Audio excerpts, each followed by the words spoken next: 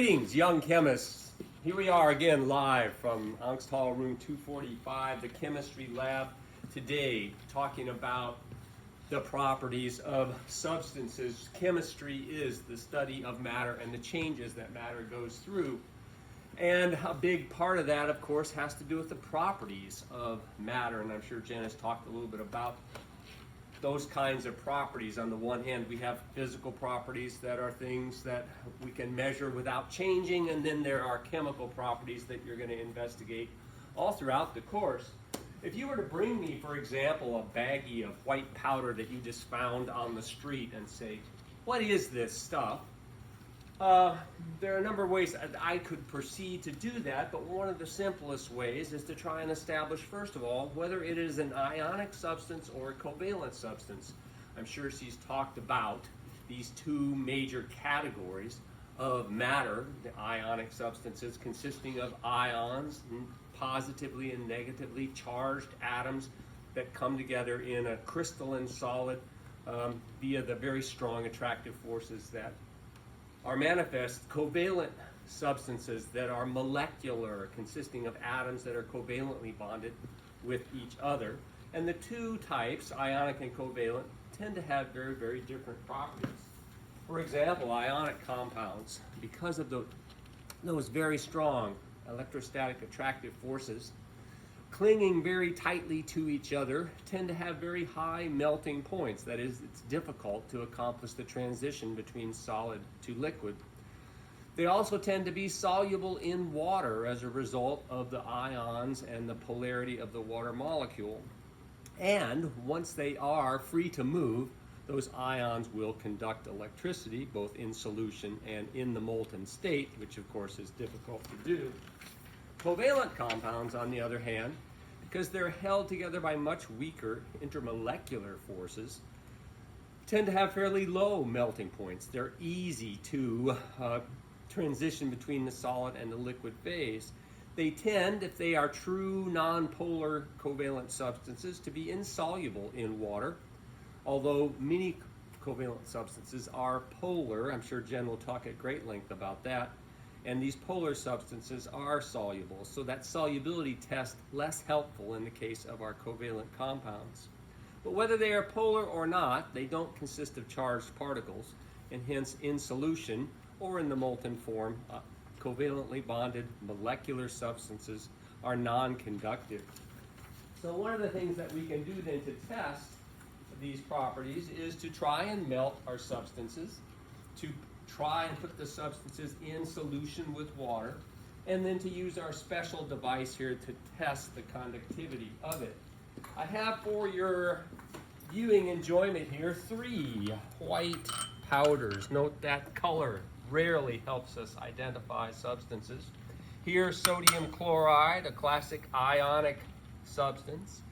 Here, biphenyl, which is a non-polar covalently bonded substance, and here your old friend sugar, sucrose, which is a polar covalently bonded substance. I put a small amount of each in each of these disposable test tubes, and what I'm going to do is light the burner, he says,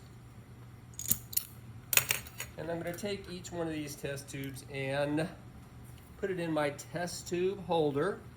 And I'm going to put it in the flame, and we're going to time how long it takes for the substance to melt. I'm not really measuring the melting point, but I am using time sort of as a surrogate. Here comes our sodium chloride, and I'm not going to do this for a very long time, because one of the things you would discover if you were here in lab doing this yourself is that we can hold that test tube in the flame for a very long time and not accomplish really anything in terms of melting. Something in the test tube was probably there, so we're getting a little blackening of the substance, but there is no melt taking place, and as a result, demonstrating that ionic compounds have very high melting points. Quite different result occurs if I take my biphenyl, which is again another white solid, put it in the burner flame here, and start to count 3, 2, 1, bam, within a couple of seconds, the solid has melted, demonstrating that very low melting point. Here, sugar, as you probably know, also very, very quickly transitions from the solid to the liquid state. And in fact, sugar will also decompose at a fairly low temperature, which is, in this case, indicative of the color change that is taking place here. But in any event, again, very, very quickly, the solid sugar melts, demonstrating that very low melting point of our covalently bonded substances, the substances held together by weak forces. If I take a little bit of each of our substances and put it in a test tube, here's our sodium chloride, here's our biphenyl, and here's our sugar, and then add water, we can test that solubility thing. Here then, a squirt bottle adding water to the test tube, approximately the same amount added to each test tube. And then I take those test tubes and agitate them a little bit just to accomplish some mixing. Not very well.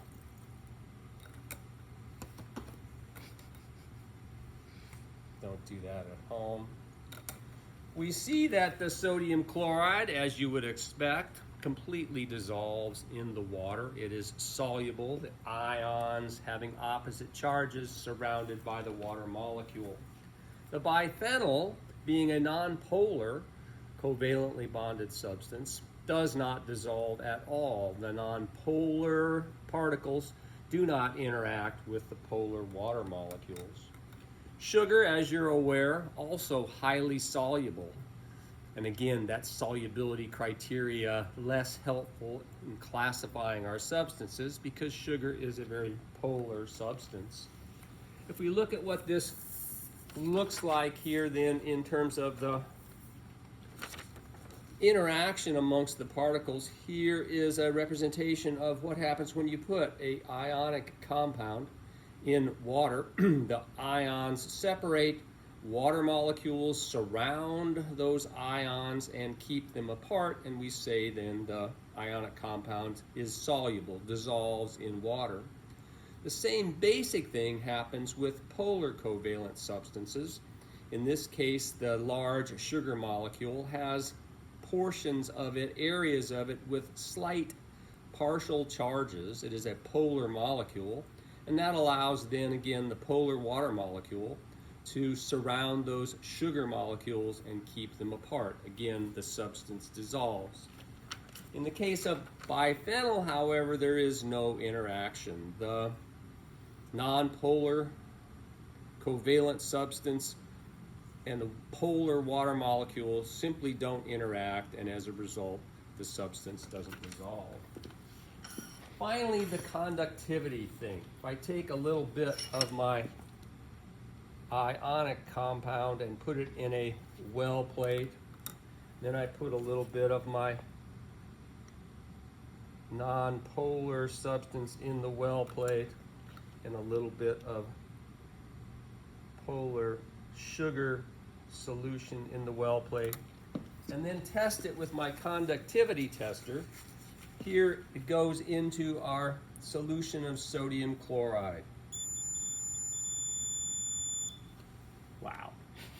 The noise indicating that the ions are traveling between those two electrodes, and as a result, charge is being carried, and we say that the ionic substance in solution is an electrolyte, meaning it carries charge.